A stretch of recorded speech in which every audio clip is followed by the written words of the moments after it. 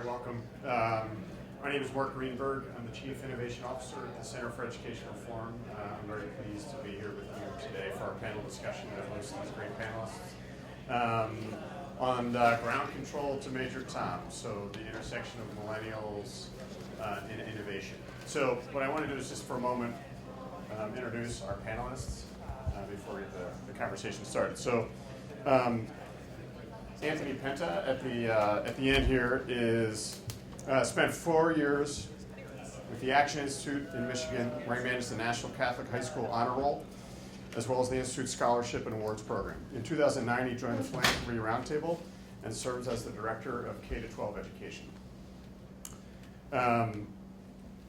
Dr. Meg Palisoc started off as an administrator at USC, where she noticed that students from inner cities were coming in academically less prepared than their peers. So she jumped in and became a teacher, an elementary teacher. So there she was no less excited, it sounds, and she noticed that the school was not improving fast enough. So she co-founded Synergy, which includes Synergy Charter Academies, Synergy Kinetic Academy, Synergy Quantum Academy, where she serves as Chief Operating Officer. And Alison Pendergast is a veteran of the U.S. Army Medical Services Corps. She's also a founding contributor of CourseSmart, now the world's largest digital textbook store on the internet. Over the past 19 years, she's helped bring to market numerous transformative and market-leading print and digital learning products in a multitude of executive roles, first at Pearson and most recently at Jones Bartlett Learning. Alison is focused on understanding the trends and harness the power of technology to improve education at Acrobatiq, where she serves as Chief Marketing and Strategy Officer. So anyway, I wanted to get some of the bragging out of the way for them so they don't have to do that. But so we're here to talk about the most talked about generation since the baby boomers, so millennials. So what I'd love to do is each give you a chance, maybe we can start with you, to talk about your interaction and what ways you interact with millennials and how you would describe them. Sure. In a nutshell, millennials are born between 1981 and 1999. We know that as a label, millennials are they're by nature curious, they're optimistic, they're team-oriented. So at Acrobatiq, and just by way of a bit of background, Acrobatiq is an early stage startup from Carnegie Mellon University. We're commercializing a piece of learning technology that was developed at Carnegie Mellon. So we're squarely at the intersection of trying to take learning science and apply it in a contextual way in developing highly effective learning experiences for students. And this is the generation that we're developing these learning experiences for, generally speaking. So that's the context that I would set. I'll share a little bit about my background and tie it into kind of my definition of millennials. So I'm technically a Gen Xer, but I feel like in spirit I should have been a millennial, where I'd say, I guess the stereotypical millennial tends to be wanting to focus on entrepreneurship, saving the world, trying to get things speed to market or speed to service, quick, fast, now, and tailored to people's needs, and then with that embedding technology. I feel like I grew up in the generation of technology was pretty, I feel like should have been prevalent, which is why I felt like I should have been a millennial, where I grew up on the cusp of when email and internet was just starting to flourish, and seeing like why wasn't everybody else using technology, especially in K-12 education. And so I felt like I was one of the ones in the forefront of trying to get that to happen quicker. Right now it's been really exciting to see that happen. And so I feel like infusing technology in everyday life and the workplace and all those pieces would kind of define, I guess, in my personal experience, the millennial spirit. So the only thing I'd add actually is, and just a quick aside, the Philanthropy Roundtable, actually the way we describe ourselves, we're kind of like a Sherpa for donors. We're kind of that guide that helps them achieve whatever their goals happen to be. In this case, I focus on K-12 education. The irony is, of course, that there's not many millennials who are philanthropists right now. So that's changing, and some of the trends, we'll get into that. But right now, this is, for instance, there's not a lot of issues with, when we get donors together, there's not issues with, people always being on their phones for the most part. They're a little bit older, and that gives a little bit of a different dynamic. Technically, so thank you for the kind of the dates. So I'm technically a millennial by those dates. I was born in '81. My hairline would disagree with that.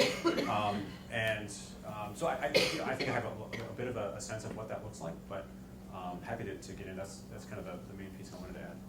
So some of the data that you shared with us is that millennials, there's 53 million millennials now, and that they're expected, or in short time, to outnumber baby boomers. So it is a generation that is already taking over. So at the risk of being redundant and kind of covering stuff I think some of us might know, I think it'd be helpful to set the stage to talk about characteristics of millennials. As you see them, just so to isolate that for a moment. So would you like to start? Well, I know I already shared a little bit about some of the characteristics that I've seen or feel like I've also embodied personally, but seen in terms of employing. So as Mark shared earlier, I helped start Synergy Academies. It's a nonprofit organization that operates 3 free public charter schools in the heart of South Central LA, near where the LA riots occurred in 1992. And the goal is to empower inner city urban students with free quality public education, and try to spread that in the education system in the US. So with that said, a lot of the people I employ and a lot of our teachers are millennials. That's the rising workforce setting in place. And so I would say, kind of in general, some of the characteristics I've seen are can be both pros and cons. So because I feel like I sit in the cusp of having the millennial spirit, but also seeing some of the values of long-term, sitting through and seeing the challenges of trying to get things fast and now. So like I said, some of the things we're seeing is like personalized learning and trying to get everything custom to what you need and what I need and what they need now and fast, But then how do we also, that can be a good thing, but it can also be a bad thing in the sense of, I've been running my charter schools for 12 years, and 12 years ago it took 2 years to get them started, so it's really been like 14 years from conception to where we are now.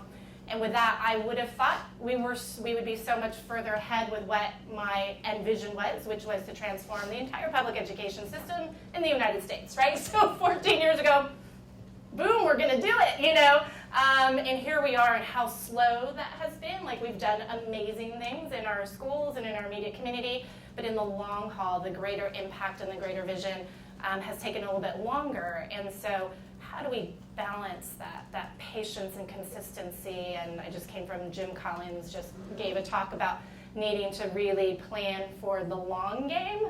But how do we do that knowing that everything's boom, fast now, and that's the millennial spirit? I think that's an excellent point too, and if we think about it from an education perspective in terms of how we're educating these students, they're cyber foragers, they're students that were raised in a hyperlinking generation, so they're used to nonlinear learning. That's an important concept when we're developing highly effective learning experience for students. How can we meet the student where they are? Today's student doesn't really have the patience for a passive lecture experience, but yet we have a generation of faculty members, especially in the higher ed community, that's their teaching practices. They are conveyors of information. It's moving from a faculty-centered to a learner-centered model, and helping faculty members to embrace that paradigm shift, which is a bit challenging. So there's a whole range of professional development that has to happen in higher education to help faculty members feel more comfortable moving to the side of being sage on a stage, let's say, for example.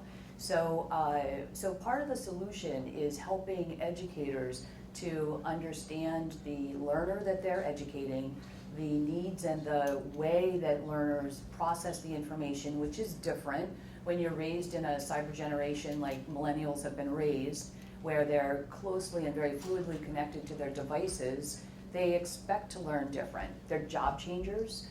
I think we've got a lot of data showing that millennials are more frequently changing jobs, so they're looking to upskill, they're continuous learners. But at the same time, they still have the same fears and the same needs as earlier generations in terms of feeling connected, in terms of wanting to be understood, in terms of trying to find their roles and their way in life. So those things have not necessarily changed. So we're looking for ways to help educators to develop really effective learning experiences in ways that meet these students. And when, you know, in a moment, we'll talk very specifically about how you can do that as an educator. How do I add to that? I mean, there's only a couple of things that come immediately to mind. One is, in one sense, there's things like badges. If millennials are going to be learning in very small chunks and want immediate feedback, things like badges and things that kind of provide that feedback are going to become, I think, one of the ways that we're tracking learning in the future. The other thing I've noticed is that millennials, this is either millennials working for me or colleagues, and kind of just what I've noticed, very, very much kind of want feedback very frequently and want mentorship, which is one thing I found actually be really helpful with my team, spending more time really developing them, being very, very intentional about making sure they're being brought along, they know how they're doing. So it's I'm not sure if it's guaranteed that the 15 plus jobs are going to be always a characteristic of millennials. I think if we start investing in and giving kind of variety to the work in the way that millennials today are developed, I think that actually might change. It's great. So awesome panel. You're already like funneling right into the next thing, and so not at the risk of sending, I'd like to drill down more on what you started on. So education and millennials. So what do they care most about? How do they approach it? What's their sense of ownership, and what's the best way to reach them? I think probably two key facets that Anthony hit on. One is active learning, moving from being passive recipients of content to active or agents of their own learning. So I think helping students to understand what is becoming an agent of your own learning. That's really what we're trying to establish, is helping students become, use metacognitive skills, if you will, to become better agents of their own learning and more self-directed in their own learning. They have that natural tendency to want to be self-reliant, but now we want them to be more self-reliant in their learning as well. And then second, in tandem with active learning, is goal-directed practice with timely and targeted feedback. There's abundant research, John Haiti and others, that has shown that when we look at the effect on learning outcomes, one of the most effective interventions that we can apply to help students learn more, better, and faster is goal-directed with timely and targeted feedback. And that can be expressed in a number of different ways. But timely and targeted feedback that's relevant to and contextualized to what the student is learning has been shown to have great effect. So in building effective online learning environments, we can build that capability into the learning environment. Carnegie Mellon has done a great deal of work in this notion of intelligent tutors or cognitive tutoring, where the computer acts to some extent almost like a human tutor, where it can take some of the lift off of the instructor in providing this timely and targeted feedback. That's one of the benefits of being able to bring technology into the learning environment. So we're not necessarily de-emphasizing the role of the instructor. The instructor is still predominantly responsible for what the student is learning and how the student is learning, the scope and sequence of what they're learning, so to speak. But the computer is doing some of the lift, where the faculty member doesn't have to necessarily do a lot of the grading. The student can have that timely and targeted feedback at the point of need. And conversely, what that enables is we can very quickly identify which students are at risk, who's struggling, who's not, and then at a very granular level, exactly what that student is struggling with. That's great. I'm going to say the two things are answering why. I think there's a lot more with millennials and the new generation and just people in the workplace. I apologize, I'm like getting over being sick, so if my voice gives out. So answering why, there's no more like, oh, just because, this is the way we've always done things. So there really needs to be a mission-driven purpose to what you do. And then the second key piece is communicating is so key now. So like, I'm finding that I have to definitely communicate so much more than before. So I think before, folks just bought into the mission and vision, signed up, and just kind of trusted that what you're doing, matches with their personal values and alignment. But what I'm finding more is you've got to communicate that so much more regularly. So kind of like the feedback, not just personally, but like organization-wide. So those are things we're looking into, is how do we communicate more in a variety of different ways too, both externally and internally. So social media, website, internal communication, external communication, like all of that's going to be key, I think, moving forward. One of the trends to mention, if it's, and we heard about this a little bit last night, if millennials are more willing to take lower pay in order to do something that they really enjoy, ultimately it means it's not about what pedigree necessarily you have, it's about what you can do, and about the ability to have something else. There has to be something besides just compensation. And that's, so it's a matter of kind of what are we offering up above and beyond whatever. So it's education, it's the venturing, it's a whole number of pieces that are added in there. And I think there's probably two sides to that. It's a bit of a two-edged sword, but we can get into that. That's great. So one of my passion projects is entrepreneurship education at the youth level. So, and I had a really interesting experience recently. So we have a demo day where students, including millennials, were presenting their ideas and pitching to a large group. And as you can imagine, a lot of these ideas are technology-based, so a whole slew of apps. And what was really interesting to me is every single app actually connected people, the user, with real people. And it was interesting, they all made this choice, instead of using technology and the power of big data to spit out, this is the work app you should have, or this is how you'll improve your running, or all these things, all these problems they were solving. They were actually, every single one connected them with people. So I'm wondering what each of your feelings are on projecting their feeling about technology and its role in their life, because I think people just think that it's like text only and head down into the device all the time. So I can actually take that as a parent. My kids range from 8 down to 2. And that's a general concern, is there's this notion of screen time. You want to limit actually how much, after a while, I can see my kids getting, grumpy and after a while, if they've been on a screen for a long time. Usually that's if it's passive as opposed to active. But I think to a certain degree there's expanding our notion of what kind of engagement with technology actually is. Yeah. So whether it's a workout app or something like that, can really change the notion of how we understand that.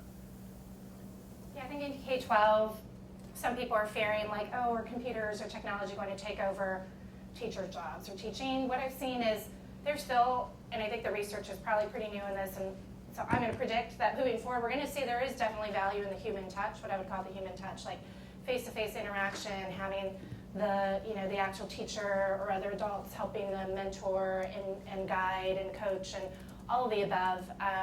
But that's still really important, that what we're finding is technology can be really powerful tools, and I think they definitely are important places, both in education and the workplace for sure, but the tools itself aren't really the magic, it's the people behind it, right, and how you use it. And so people in that human connection is still going to be really important. So I think moving forward, we're all going to have to figure out what's the right balance and the right ways and methods of when and where to use that human connection versus technology connection. Yep, I definitely concur on that, and I think about it in terms of this heuristic that I sometimes call the 5 E's, and the first E is the expert instructor or the expert teacher, and how can you leverage an expert teacher to engage students, number one, which would be really the first E. We know that millennials are raised in this media-rich generation, so they like a lot of activity, they like active learning, so you really have to engage the student's interest first. That would be the first E. And then second, encode important information. Expert instructors encode the information they want millennials to be able to learn in different ways. That could just be highlighting key points. That's again the goal-directed practice of the learning objectives of what the student needs to know and be able to do are very clear. The student isn't confused about what they're learning. So encoding that important information, elaborating the meaning, this gets back to relevance, helping the student to understand what the relevance is of their learning. Millennials really want to know, why is this important to me? What can I do with this information?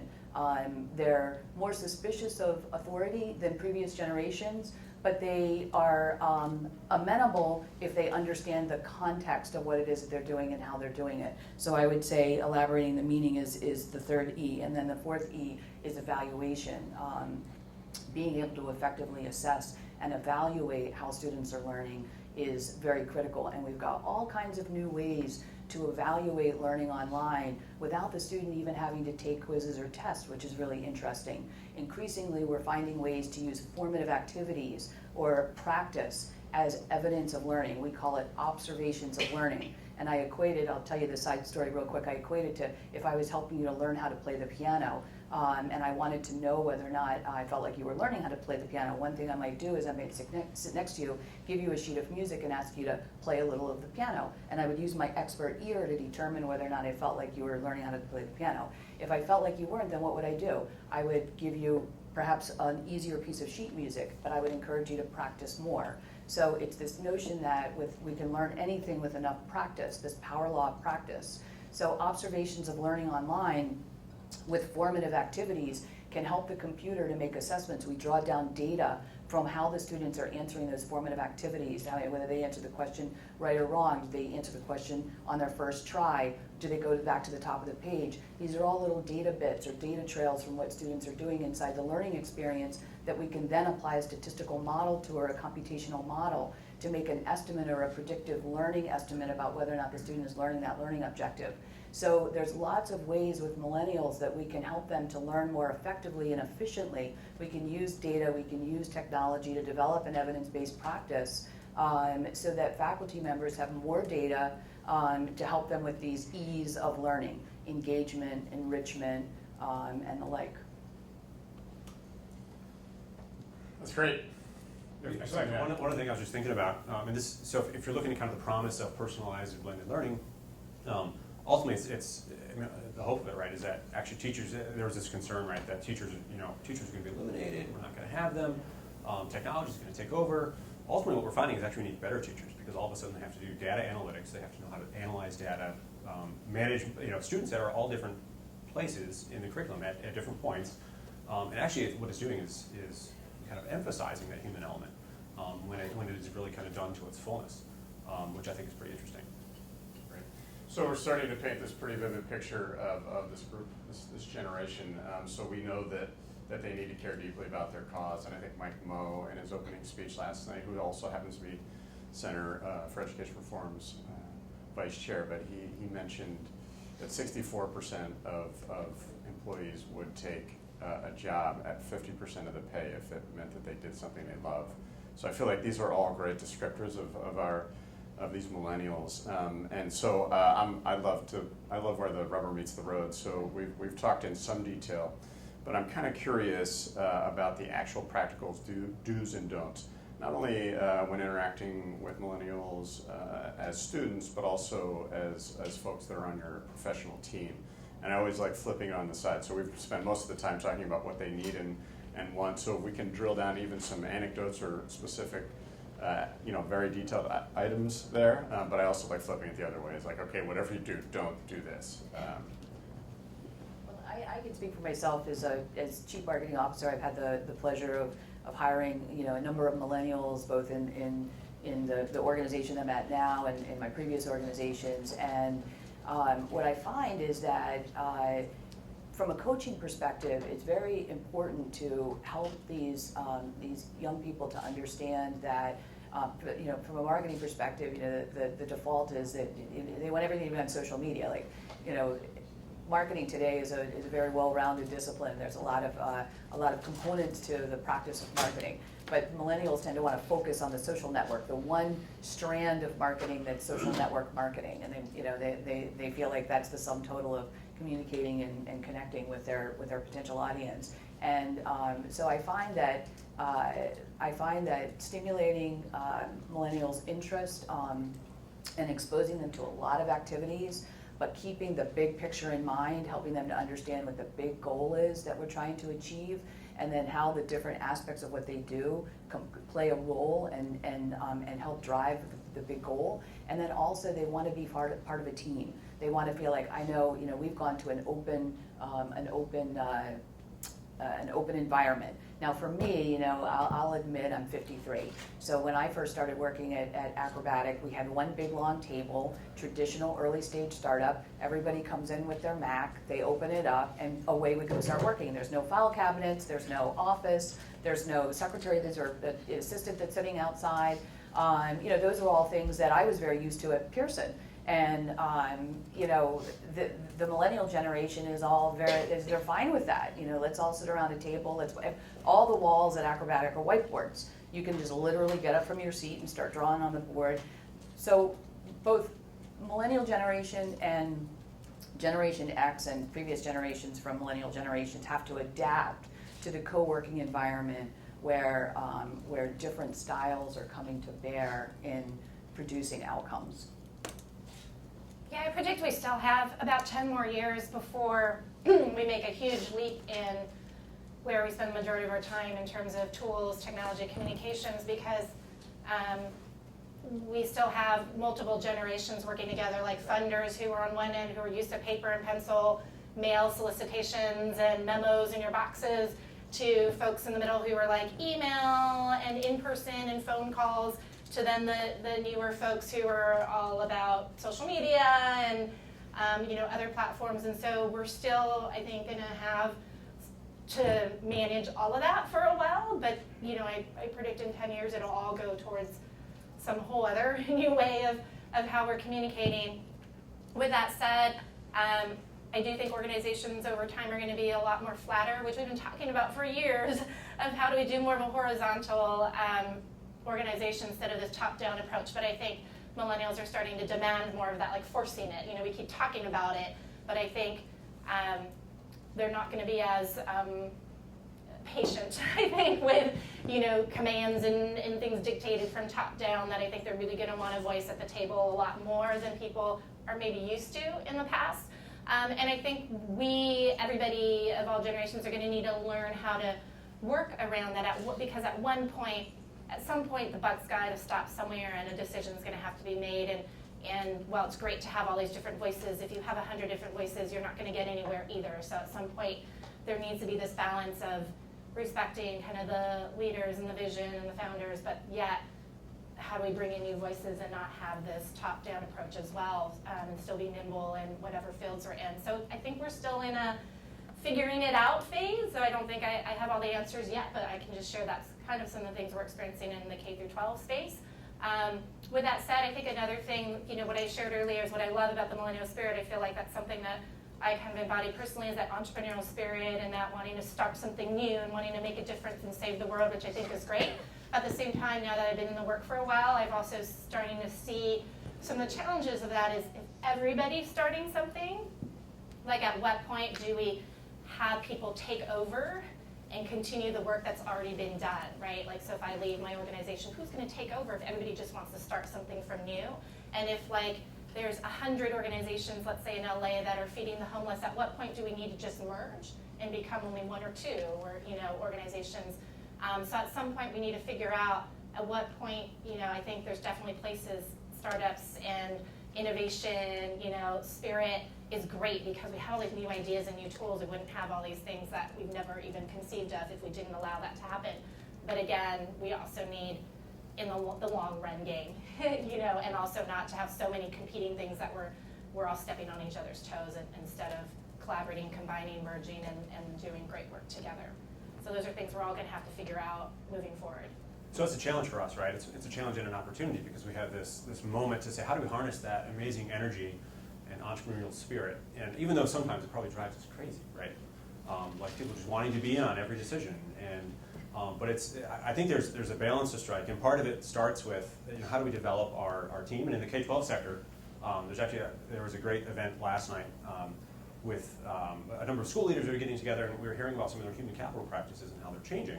One of them, actually a charter school here in San Diego called Thrive, is really doing a lot to say, how are we going to start interviewing, changing the interview process to make sure we get excellent teachers. So they've totally departed from the typical approach. Some of the things they started doing is teachers have to, they start by having a video presentation that they send in as part of the application process. Of the hundreds that they receive for open positions, that can kind of cull the process, and you kind of get better candidates that way. Then it's in person, they're doing sample lessons, they're meeting with parents, they're meeting with students. Parents actually get veto rights if they said, absolutely, I don't want this person teaching my kids. So they're starting to do that, increase feedback loops, but the thing is, it's not just more feedback, it has to be richer and more meaningful feedback. So that's something that we really have to get good at when it comes to kind of evaluating millennials and helping them along. I think if they feel developed and actually heard, and they actually have a voice at the table, they need to know it's not louder than everyone else's, but I think at that point, that's when you can start.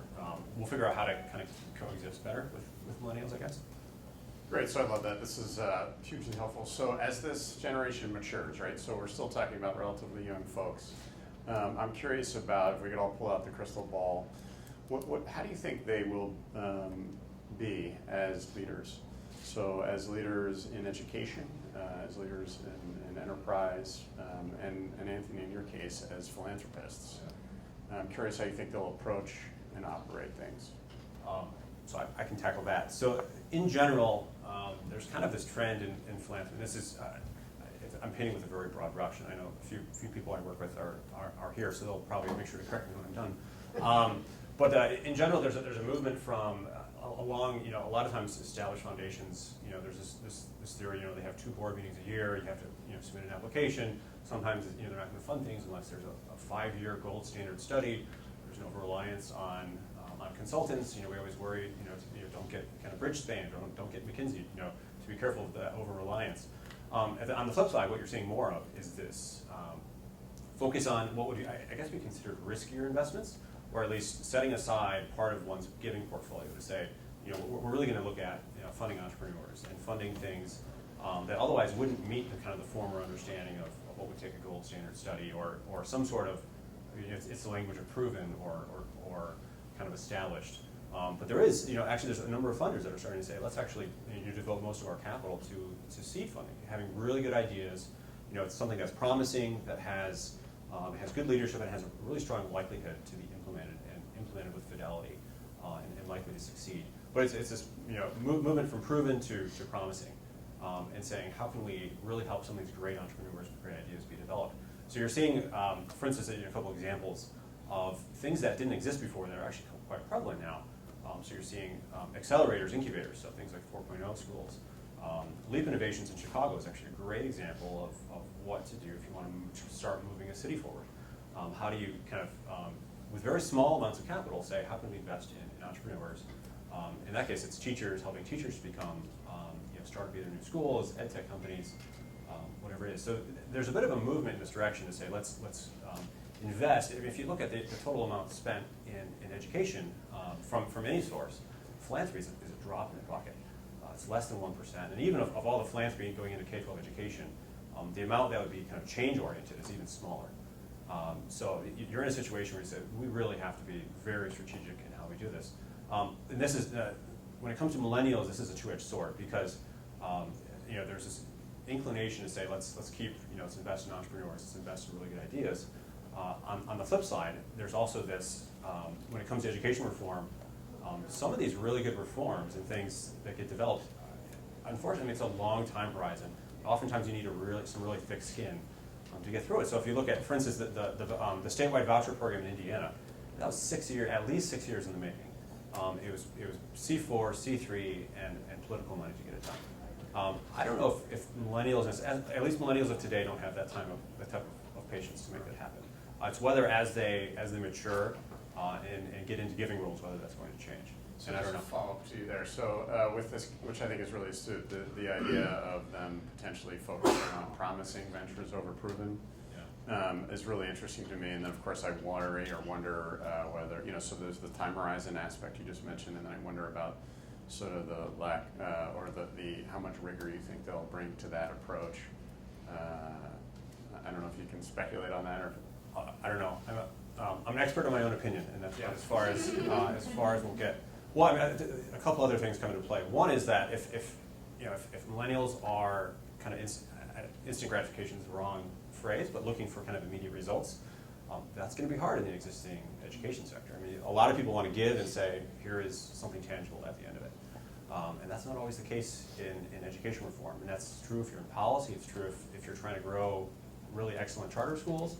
It's still a very slow process. So I wonder if that might be challenging as kind of donors emerge from the millennial generation, because international projects might become more appealing if you don't want to play the long game and end up with tire tracks in your face. So we were just talking about the politics in LA and how challenging that is to be in education. So I think that's a major challenge for the future of philanthropy.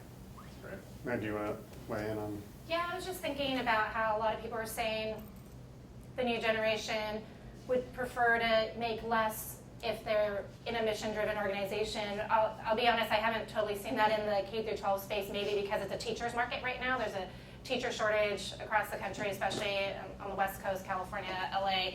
And so we're seeing it's a teacher's market. And so we're seeing a lot of folks say, we love, what you guys are doing, or we love, education, but I can make more money, in XYZ, whether it's another field or another school or another place. And so I think we're seeing a lot of the younger generation wanting everything. We want a better work-life balance. We want more money and, all this other stuff. And the challenge is, how do you compete when you're on the leadership side going, I would love to give all of that to you. We just can't under these constraints of politics, resources, money, etc. With that said, I hope that the new generation takes that spirit to disrupt the old system, because at the same time, yes, it takes a long time to fix things, but I'm also kind of on the cusp of where I am. In some ways, I get where millennials are coming from, because I'm equally frustrated that it's taking so long to make change to happen. So on the one hand, I'm trying to understand how to respect long-term changes that have happened in the world and in our country, right, over time, that it does take time. You need to be in there in the long game and plan for the long game. With that said, what can we still do to disrupt it now? Because generations are being affected, especially in education, the longer we wait, right? And we can't wait anymore. So I'm trying to figure out, how do we make that happen? I want to be able to pay teachers better and respect them and give them, and have better work-life balance, because teaching is so hard, and, and running schools is so hard. And yet, I feel like where we are now, we're not where we need to be funding-wise, politics-wise, right? So I'm looking forward. I can't wait for more millennials to come and disrupt that and go into politics and go into these leadership positions to change that, because it needs to be changed. It's almost like there's distrust. A lot of millennials they really don't care about kind of the words of their fathers. It's almost this question of, well, why not? Why can't, why do we need those rules? Why we don't have to play by those? Why not change it? I think you're right. I think from a higher ed perspective, one interesting thing that I can put my little crystal ball out there and project is in non-professional higher education advanced degrees. So taking off the table your doctor degrees and your dentist degrees, I think there's going to be a lot of competition for people getting advanced skills to progress in the workforce without having to go back to formal education or formal colleges to get master's degrees in information system security. I think those degrees are going to take on less and less importance to employers. And I think the big threat to higher education institutions is not other higher education institutions, but millennials that didn't see the value of their college education, that come out of college and start coding companies and start coding camps. When the employer market says, I don't care whether or not you have X degree, if you can prove to me that you have the skills, then higher education, master's degrees in business administration are going to become irrelevant. It's going to be about the brand of you, and if you can show that you can be an effective leader and drive outcomes, it's not going to matter if you have a master's degree. Now, higher education institutions make a lot of money on their advanced degrees. They're very profitable, and if that source of profitability potentially drives up, even if for nonprofits, they still use the income that they generate from those degrees to fuel the undergraduate experiences for students. So I think that higher education institutions have to pay very, very close attention to the millennials that are coming out of their institutions. They're not going to be the alumni that are coming back. I predict in the not too future that you're going to see an innovative institution that offers single price college education for lifelong learning. If you come to Arizona State University and take your undergraduate degree for a price of your tuition, you can come back at any time in the future and get skilled up for future work, because that's what they're going to be forced to have to do. And the higher education institutions are looking for innovative ways to stay relevant in their alumni's life, and that might be a way to do it. And it's the millennials that are going to drive that, because if they don't have a great experience in their undergraduate degree, they have a very passive learning experience, they're not going to see the value of coming back to that institution for advanced degrees. Fantastic. So I'd love to take a moment or two and just open up for Q&A here. So we have some folks that have mics that will bring them around. Thank you. This is on topic but might take us a little bit more into the K-12 specific state with students that are millennials currently. I don't know, I found it very interesting right now. I want to get your feedback in terms of how to balance the need to communicate with students on a lot of different levels, let's say texts, et cetera, if you're in a company setting, if you're tutoring, if you're in operations at a school, et cetera, but also trying to respect the data privacy that are the expectations of law and certainly the parents, more so than maybe the students.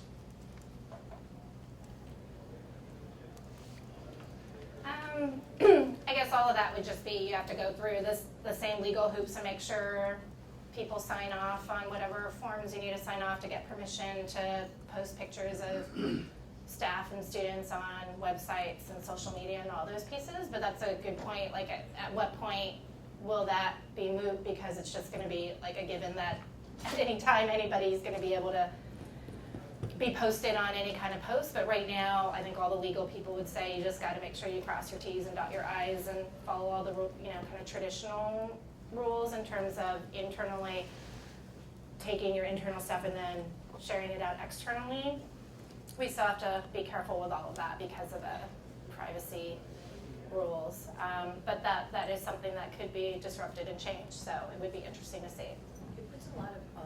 It puts a lot of pressure and onus on the educator too, because now, and physicians are under this pressure as well, because patients want to communicate by email, they want to communicate by phone, they want to come in and see you in person, they want to have office hours.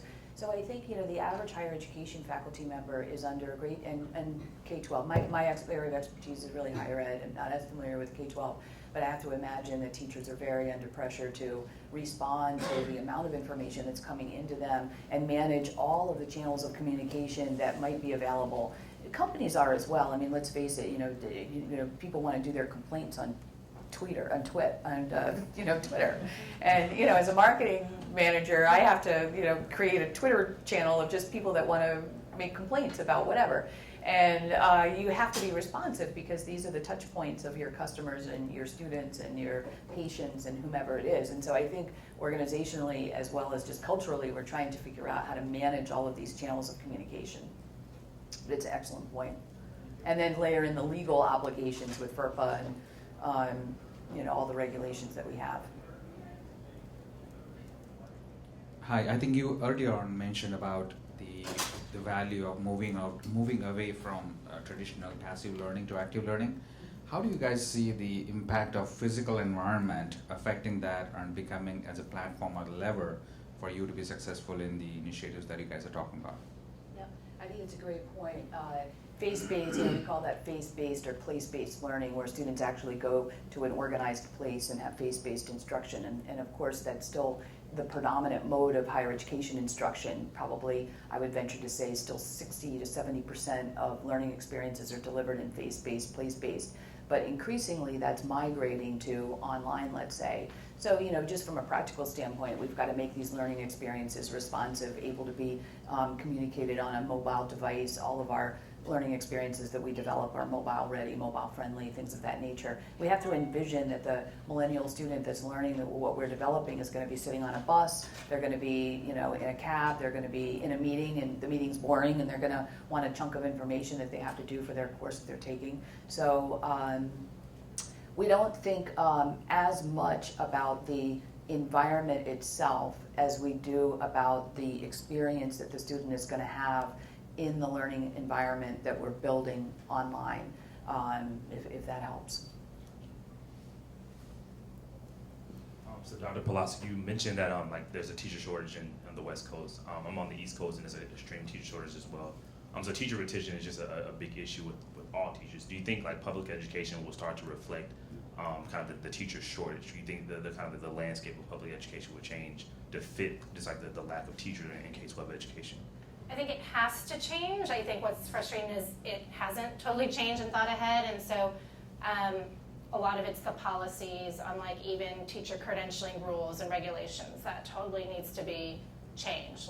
What is required these days to become a teacher? There's so many hoops people have to jump through to become a teacher, and I think that needs to be disrupted and change. And so I think policymakers hopefully will start looking future instead of just right now or even backwards on how things were done in the past, and hopefully that'll change, because that, you know, like you were saying, even the higher ed space on even degrees in the workforce and how that would change. I think that needs to happen in the teacher education field. So at one point there was when there was a teacher shortage back in the days when I started teaching, there were more abilities and ways for folks to come straight from the workplace. So teaching is a second career for both my husband and I, where we were able to start teaching right away and get our credentials at the same time. And there's pros and cons with that, right? It'd be helpful to be able to get some teaching experience as a student teacher or get some pedagogy before going into the space. With that said, I feel like there's a lot of natural talent we're missing out of. Like I'd say, like my husband was a natural teacher. He went straight from the business field, went into teaching with no training whatsoever, and he is amazing and was on the spot, you know, like from day one. I'd say for me, teaching was a bigger challenge, and for me, fortunately, my husband had already been teaching for a while, so he was a mentor to me. And I think I'm also a lot harder on myself too. So with that said, it's like I got like Teacher of the Year type, you know, awards in the district, and I felt like I was so not where I needed to be, you know, teaching wise.